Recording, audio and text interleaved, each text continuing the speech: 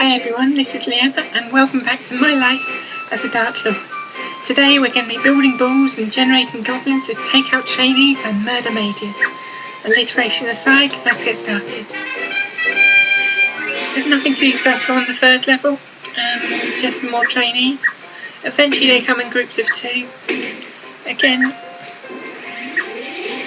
it's not the best thing to be recording, if I'm honest, but never mind.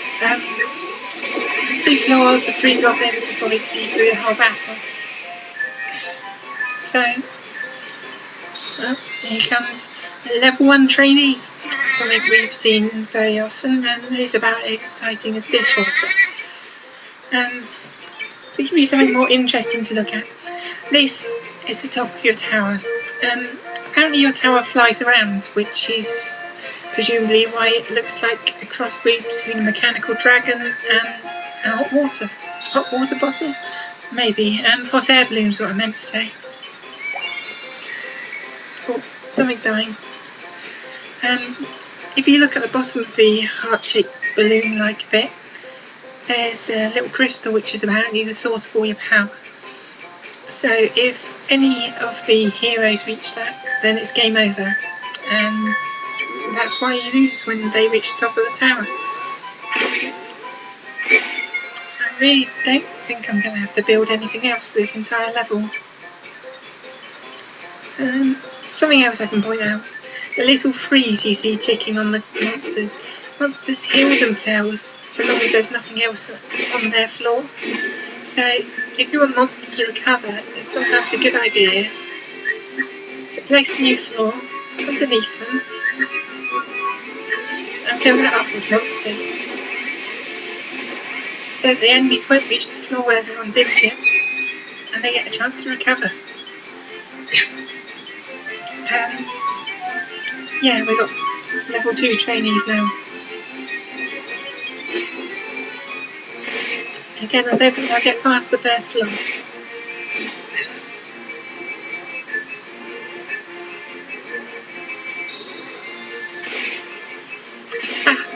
Now we've got something a bit more exciting. 2 level 2 trainees. That's great. What you'll see now is the leapfrog effect, for want of a better name. Reaching the first floor, heroes for some reason don't want to help each other. Apparently, despite every other Final Fantasy game, the heroes come in groups of 4, but in this one, they just walk on by and let them all get murdered separately. It's teamwork for you. 2 level 3 trainees, which will be the last 2 on this level. It's only a short level because they're starting to come in groups. I still don't think they're going to get past a floor each at level 3, so just watch them die.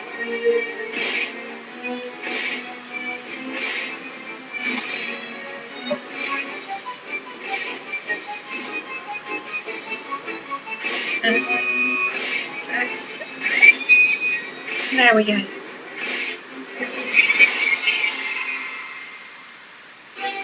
Mission complete.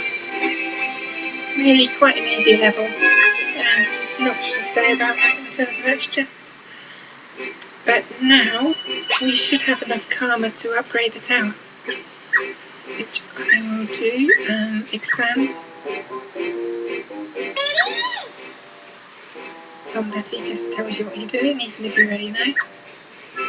So the tower gets the 2nd crystal, and now I can build an extra 5 floors, which will probably be useful for this next level. If you look at the level menu at the bottom, you can see there are 3 little blue symbols and 7 little brown symbols. The brown symbol's generic, the blue symbol's mages. So we're going to be facing Yukes on this level. If you also look in the bottom right, you will see that we get a dark dresser as a reward, which is a very useful room for several reasons, but we'll get into that next video when we'll actually have it available. After this, I'm going to start just by placing 2 floors and filling with goblins, because there's enough trainees that it's worthwhile.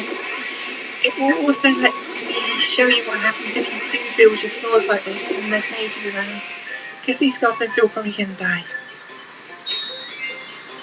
The reason for that, like I said last time, there is a rock, paper, scissors, triangle in terms of weaknesses. And all we have at the moment are melee rooms. The iron ball's a melee room. And goblins, which are a melee monster. So neither of them are very good against mages. Meanwhile, the mages do a lot of damage against the melee, so they're probably going to kill all the goblins. If they're only goblins, they're meant to die. First part of this level is just trainees. I'm just going to save up NP a bit until the black mages appear.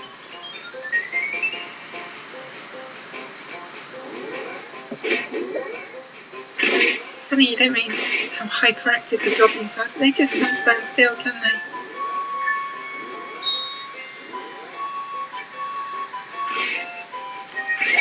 Come on, give me something more interesting than a level 1 trainee.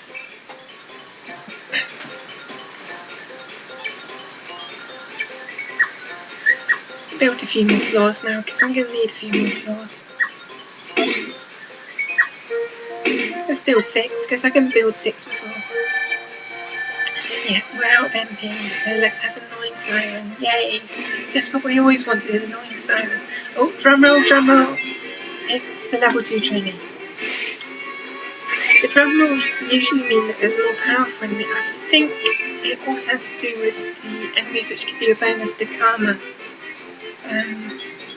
Sometimes near the end of the game it seems a bit random which ones get drum rolls, since by that part of the game every group is quite powerful.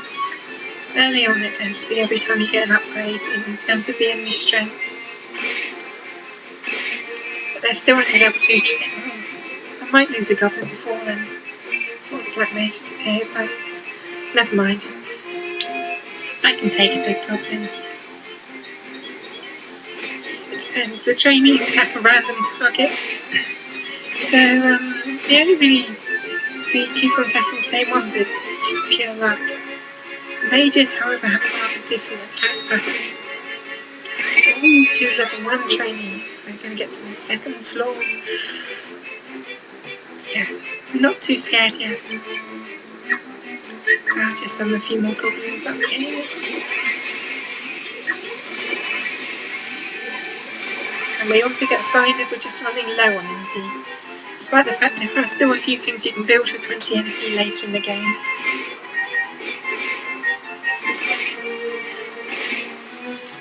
Oh, come on, make the mages.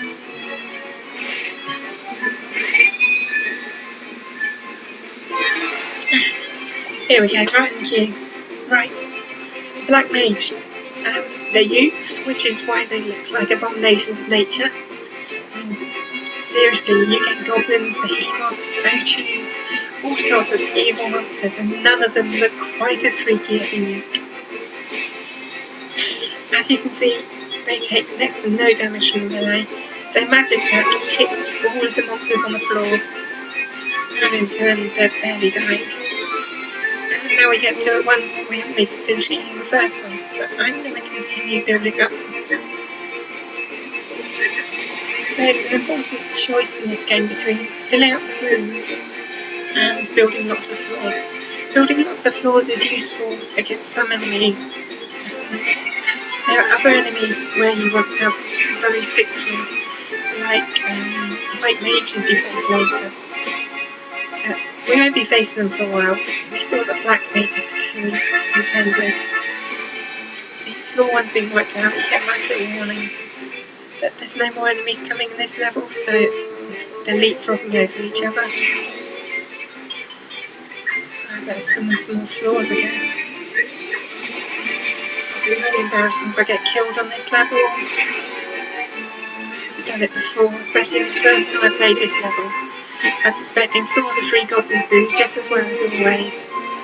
Then you get black mages and floors of 3 goblins just don't work. They are totally leapfrogging over each other.